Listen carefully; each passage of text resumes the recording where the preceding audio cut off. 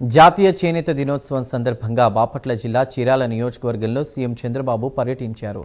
జాండ్రపేటలో నిర్వహించిన చేనేతల వర్క్షాప్లో లబ్ధిదారులతో ముఖాముఖి నిర్వహించిన సీఎం అనంతరం చేనేత కార్మికులను ఉద్దేశించి ప్రసంగించారు. ఈ సందర్భంగా రాష్ట్ర అభివృద్ధి, సంక్షేమ కార్యక్రమాలు, అమరావతి నిర్మాణం, చేనేత సంక్షేమంపై పలు కీలక వ్యాఖ్యలు చేశారు.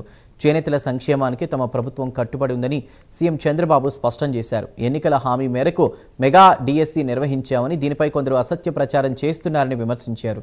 అమరావతి విషయంలో గత ప్రభుత్వం మాట మార్చి 3 రాజధానుల పేరుతో రాష్ట్రాన్ని గందరగోళానికి గురిచేసిందని ఆరోపించారు.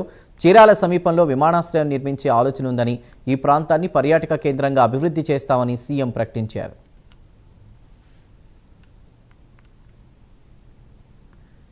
నేను చీరాలకు ఎప్పుడొచ్చినా మిమ్మల్ని చూస్తే నాకెంతో ఆనందం, ఎప్పుడూ అభిమానిస్తూనే ఉంటారు.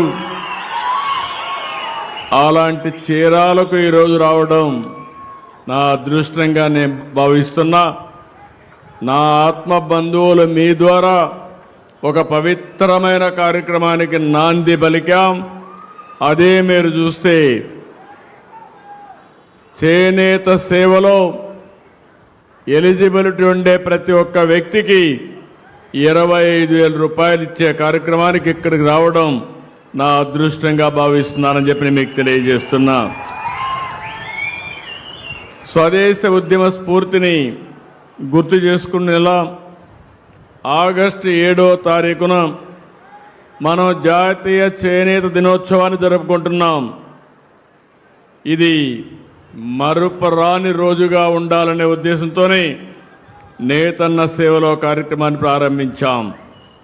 దీనివల్ల మీరు ఒకసారి చూస్తే 71,636 కుటుంబాలకు లాభం కలుగుతుంది. 25,000 రూపాయలు చొప్పునిస్తున్నాం. 179 కోట్ల రూపాయలు ఈ కార్యక్రమం కింద మీకు అందించే పరిస్థితికి వచ్చాం. నేను ఎన్నికల్లో ఒక హామీ ఇచ్చాను.